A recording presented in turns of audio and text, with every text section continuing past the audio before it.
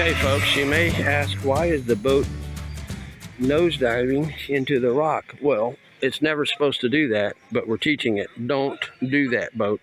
Don't ever nosedive into a rock. No. Okay, what we're really doing, we're setting the backs of the boat, the hulls, on this big 2x12. So that hull is going to come over and set on this side,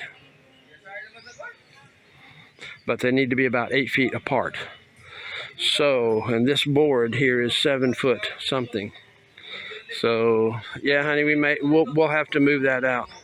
We got to move that board out to the end of here because it's going to try to the angle, because we're putting on these styrofoam boxes and those are shorter, I think, than that, and the bottom will hit on this point. So we'll slide that 1x2 or that 2x12 forward, and then take that one and put on this side.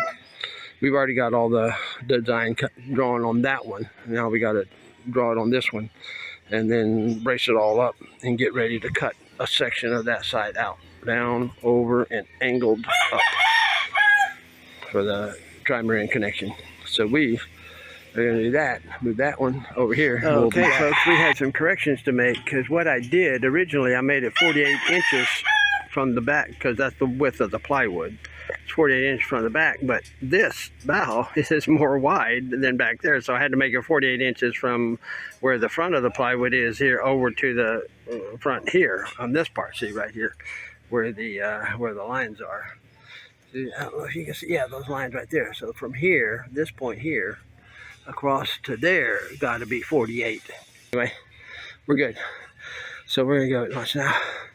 It is 12 on the button, folks. Well, 10 seconds till, maybe 1 minute to 10 seconds, but we're doing lunch now. Taking an early 1 minute early lunch here. So we'll be back with more from my paradise on Battalion Island. Yeah, baby. We got these bolts lined up, and we also got the lined end up with that way and that way. I eyeball from over there across here and make sure it's lined up with that eyeball.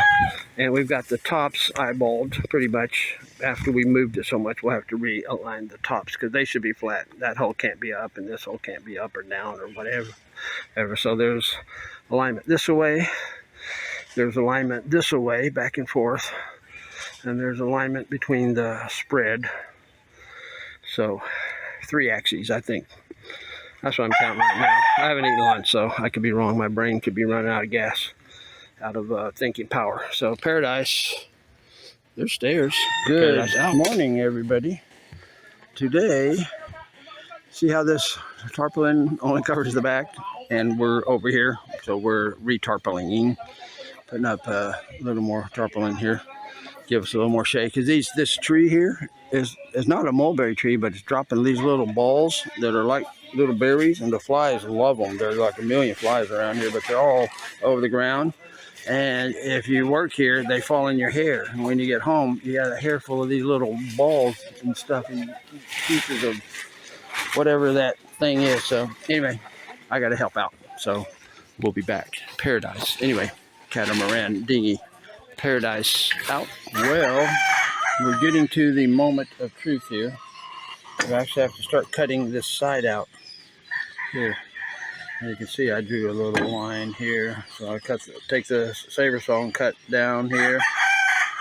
And then I have to make that angle, cut along this top line. The top line is where we're going to cut out, because underneath there is the 1x2s. Come all the way back to here. And this line, and then go up the vertical line up here and off. And this line here is in line with this, the end of this, because that's where I'm going to add 2x4s and stuff for the, well, actually inside here. Inside here I'm putting a 2x4, and then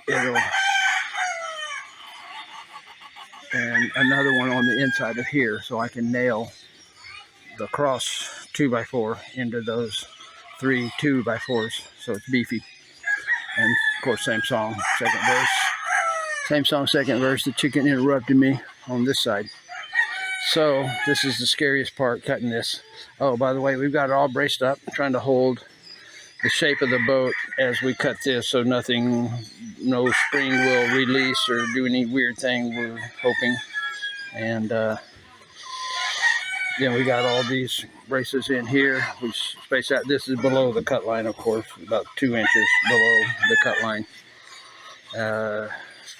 So we're pretty well shored up. This back end, we don't believe is going to go anywhere because we already got stairs and all this other reinforcement back here to hold that in shape. So, well, this is the scary part, folks. I guess I'm going to have to do it. So I'm going to have a catamaran. And again, this is going to be a platform. You guys missed it. That chair there fits right here at the back nicely. And that chair also fits right up here. And the front of the feet go right kind of where this bow curve part and this part end and start. So you can put a chair here and a chair there. A person can sit there, there, and there comfortably. And then we got this deck between them, a plywood deck with the back going all the way up to the top of here with the trolling motor, which you didn't see. I've got it here, and I sized it to make sure that if it hooks on at this height, the propeller is deep enough in the water to be effective, and it is. It's just fine. And if not, you can always come across here, notch it down, and go across and lower it if we ever need it to be, but we shouldn't need it. All right, folks. Look at that. We got a hole in the side. Looks like a battleship that got shot in the side, and then they're doing, the repairs from a torpedo, but that's not what happened. We are building a catamaran, and this is what we're going to join. And this is the piece that came off of it right there. Ta-da. And we'll figure out what to do with this, if this is usable for something or not. It might be, but we'll see. So anyway, now we got to do this one here. This one, I don't know if you can see the lines, but yeah, right there. These are the lines. Top line, that's what we cut. And this is the 1x2 here. So we got to go all the way back to here. I'm going to start here because I'm right-handed. And we started down there at that end because I'm right-handed. So here we go. We're cutting the side out. After the first one's cut, the second one isn't as scary or painful, but still a little bit. Paradise. Now what we're up to, boys and girls, is we're notching these. Notching this inside rail here to fit into here. We've notched this here so that it sets in here, and then we've notched that so that it interlocks, and that way we don't have to cut these little sections that go between here, and then we've got a flex point where this can bend. So this all makes it like a solid strand, which is what we want. So they're all done. I cut the lines with the saber saw, and then he chiseled the okie doke. Look what we got. We got the sides cut out. It looks okay. It was frightening, scary at first, and I'm going to cut the side of the boat out. But then after I did, it's like, well, I actually think that works. And we got these notched, and they fit perfectly here. Everything is notched and counter notched, so that we got a perfect inside 1x2. And then once this is epoxied and nailed, and the other one's epoxied and nailed on the outside, then we add another one on each side. Okie doke, look what we did today, folks. We put the sides on here. See all this 1x2s here, all this structure? That's what the plywood lays on. Goes across there, lays on here, and goes across to there, and there'll be a backing here. The plywood back goes on there too, across the back. That's where the trolling motor hangs on to there. So this is what we got today. We got the all these insides done. I'd cut all the material cookie cutter style, got it all cut up and ready to go. And then all we do on epoxy and nailing day is epoxy and nail. Of course, we clamp it too and all that stuff. But yeah, basically that is what we're doing. And we got more. Got to put some 2x4s back here. You'll see that. And the cross beams, those 2x4s there and these 2x4s here, these are going to be the cross beams going from the top over there, over the here, and from the bottom of that opening all the way across here and across to the outside. Same thing here. There'll be one across the bottom and one across the top, and that'll all sandwich the plywood going into this, all these 1x2s that we did. So we are done for the day. We just washed our hands with water. So marine epoxy, even though it's good in water, you can wash it off with water as long as it's a little bit wet on your hands and not, dried hardly hard. So clean hands, folks. Paradise out. Well, everybody, what we're doing today is we are reinforcing the inside of the front of this, because we're tying this. There's going to be a cleat here. There's going to be wood over here, 3/8 plus under here there'll be 2x4s, and then the cleat will be somewhere in the center here, and over the same over there. But when we tow this boat, which obviously if we're going somewhere, back to Dingy, we have to tow it. So there's a lot of stress on this front, the waves pulling it this way, that way. So that's the reason for the reinforcement here. We're adding 3/8 of an inch to the 1/4 inch. So we'll have 5/8 inch plus the epoxy that is super hard on both sides. These are the panels, by the way, if you want to see it. That's how it fits. That's upside down. This is right side up here. This is how it fits inside there. So it goes down in here and fits in like that in this area here, like that. Voila. Now it's not in. And these are wedges. Once we put the epoxy on, we kind of knock these in to push this, keep this pushed against the sides. We got a bunch of these. They're different sizes. This for front, medium, middle, and back, up and down. So that pushes them out against the sides while they dry. We're also going to do this one too here. This one, because this is the weak spot here. And then the other thing we're going to do too is we're going to take 1/4 inch plywood, which is that sheet right there you see, that's remnant. And we're going to take that and cut it and lay it in this V here, this V on the bottom hole. We're going to take 2 of those. The first one's going to butt up against here, this edge right here. If I can touch it right there, that lip. And then the second one's going to bump up against that step. And we're going to nail it through to the chine. That'll push it down and keep it make the epoxy squish, and be sure we got 100% covered, no air bubbles or nothing. So that's the other thing we're doing today, is the sides, this side, that side, that side. We got all these cut, or both of these sides cut on both of these holes.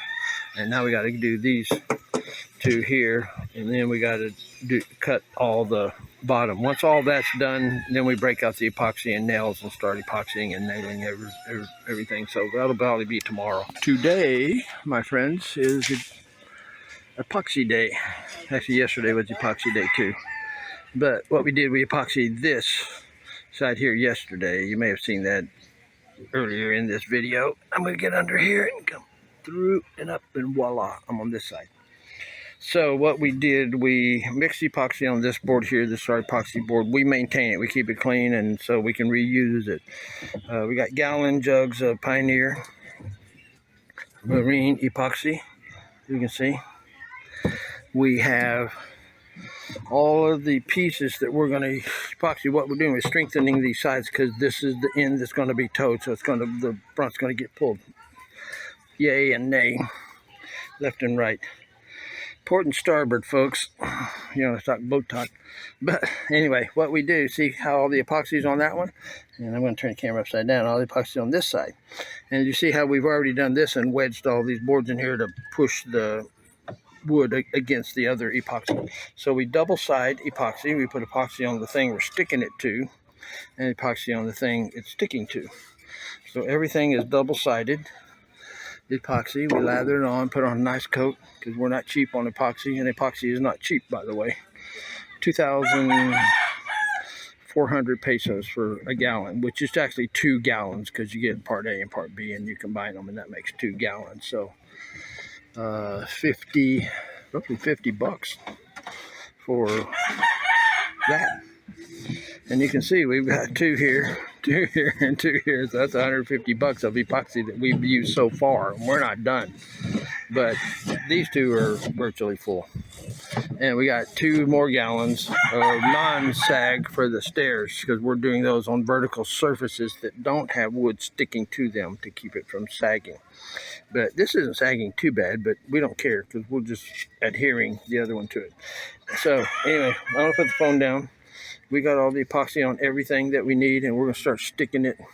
We just take that board, well, it's in 2 halves, and we stick it on here.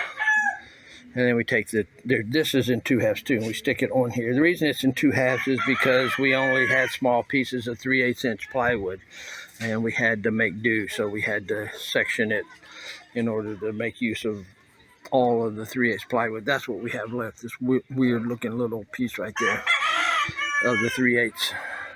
So anyway, and after we do this, these sides, then we got to take and do the floor.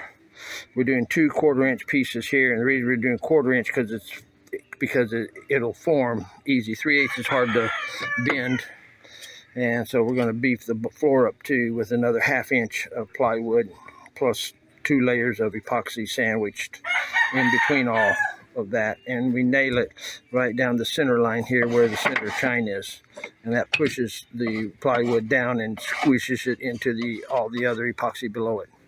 So I had to get busy. The epoxy drying, and we got to go to town with this stuff. So Paradise out. Lots of epoxy, folks. Bye for now. Hey, folks, we're nailing in pretty much the last of the nails to put the double layer 1/4 inch floor in here. We've epoxied 1 1/4 inch piece of plywood and put it in there, epoxied the floor, then both sides of that, put it in here, then epoxied the bottom of this, put it in here, and then nail it into where the center chine is. The chine is this piece of wood here, so it's got some meat for the nail to go into. If we nailed it here, this is only 3/8 thick, so there's not much meat and the nail would stick through. So we lined the nails up here, so that would put the pressure on, push that down, and conform to the curve here. So we did it. That's done. We got our side panels in. Again, we had to split these side panels because the scrap 3/8 inch wood we had wasn't this wide. It was only this wide, so we had to cut 2 separate panels here. The same on this side. We had to cut 2 separate panels here. We had big enough for a single panel here and single panel here. So anyway, and of course this is the 1/4 inch here. So we are going to kind of smooth this out, kind of fill in this gap between here and the side with epoxy, so this will be like a solid piece here. So we will be back with more epoxy board, epoxy knives, epoxy cans, hammer, and bronze. I repeat, bronze, not copper, not brass, bronze. These are bronze nails. Bronze contains copper and tin. Brass contains copper and zinc. And zinc is highly corrosive, so we don't want corrosive stuff in the boat unless it's an anode, and that's a sacrificial thing. So she is going to get busy doing the cleanup on this Paradise, and of course we already got this side done here. You can see the finished product here where we've filled it all in, smoothed as much as we can out. We'll come back later maybe with a grinder if we need to do any future stuff. This will be covered over here, not enclosed, but just covered here with the top and a cleat on top there. I've told you that story before. So anyway, bunch of wood, bunch of stuff. This is the sides we cut out here.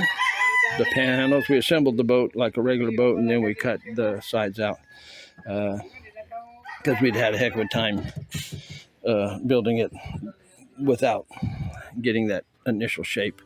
and the curves and stuff right, and they had to build the sides to get everything to curve symmetrically.